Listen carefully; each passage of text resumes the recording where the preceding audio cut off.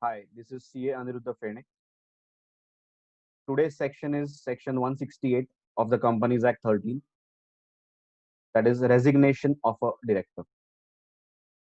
Now, a director on the board can resign anytime by giving a notice in writing to the company. The other board members will have to accept it and note the same. Now, the company shall within 30 days of the receipt of notice of resignation intimate the ROC in form DIR 12, and also they will have to post this on the website of the company if there is any.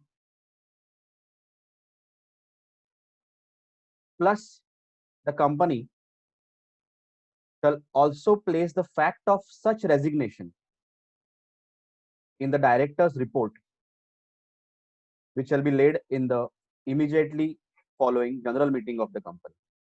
So they should tell the shareholders of the company that such a director has resigned recently.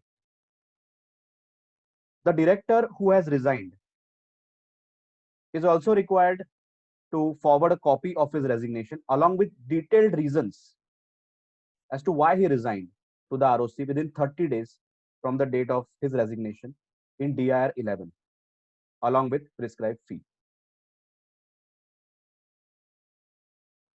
Now, in case of a foreign director who is not in India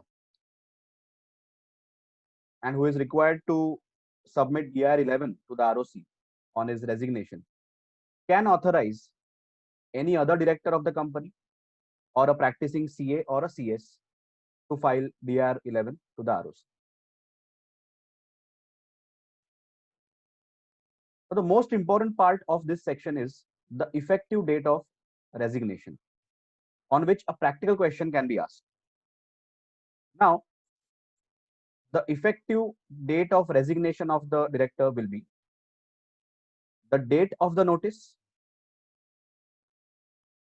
assuming he sent the notice on 10th July. So that day or the date mentioned in the notice, whichever is later. So if he gives the notice of resignation on 10th July without mentioning any other date in the notice, then he will resign on that same day. But if he gives the resignation notice on 10th July and says that he will resign from 1st August, then 10th July or 1st August, whichever is later. So his resignation will be effective from 1st August. That is, date of the notice or date mentioned in the notice, whichever is later. So 1st August is the later date here. However, he will continue to be liable even after his resignation for any offenses which had occurred during his tenure. Now, it might happen that all directors resign, or they might vacate their offices under 167. So, in such a case, the Companies Act gives power to the promoters